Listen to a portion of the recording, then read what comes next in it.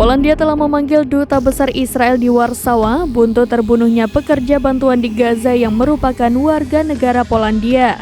Pihak berwenang Polandia mengkritik cara Israel menangani insiden tersebut dan menuntut kompensasi bagi keluarga korban. Menteri Luar Negeri Polandia Radoslaw Sikorski telah menelpon mitranya dari Israel Katz pada Kamis 4 April 2024.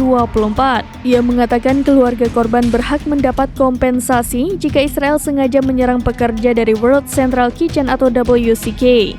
Sementara itu, para pejabat Polandia mengaku marah dengan komentar Duta Besar Israel untuk Warsawa Yakov Livin.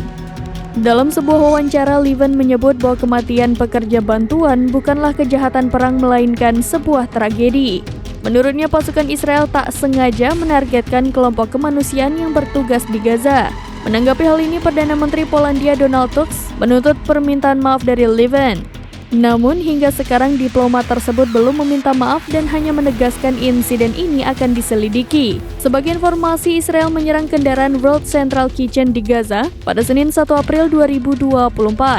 Sebanyak 7 pekerja dilaporkan tewas termasuk warga negara Polandia, Inggris hingga Australia.